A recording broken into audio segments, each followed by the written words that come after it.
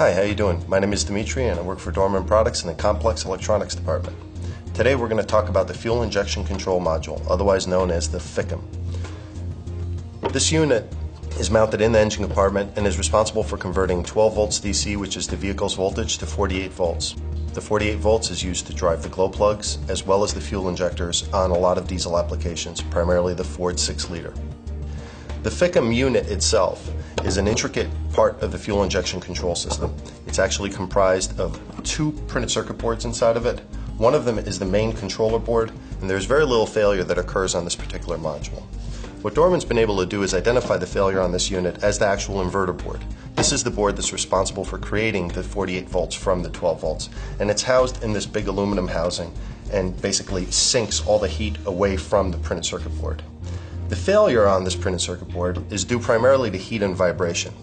On the back side of the printed circuit board, there are solder joints that attach the inductors and the capacitors onto the board. The vibration and the heat cause these joints to fail, as well as the components themselves to separate from the printed circuit board. And what that will cause is a lowering of the voltage. So instead of 48 volts, you may have 42 volts, 36 volts, or even 30 volts. The primary noticeable failure to the vehicle owner will be a lack of cold start capability. The vehicle will actually not start when it's cold, and eventually will actually stop starting altogether, even on a warm day. Dorman's FICM, or Fuel Injection Control Module, part number 904229, fits the Ford 6-liter diesel applications. Those are found in the 2010 through 2005 Ford full-size E-Series vans, 2007 through 2005 Ford full-size trucks, all diesel applications of course, and then the Excursion, 2005 through 2004. That covers 750,000 vehicles on the road today. Dorman's Fuel Injection Control Module, otherwise known as a FICM, is a good example of Dorman's approach for replacing the component and not the entire assembly. By approaching the problem this way, we usually are able to save our customers 50% of the repair cost on this particular module.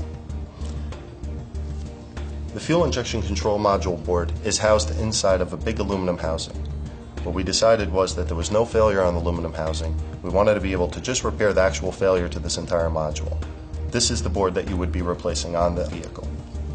One of the benefits of replacing just the board is that the unit is ready to install. There's no need to use a scan tool or any kind of subscriptions to reprogram the module to the vehicle you are repairing.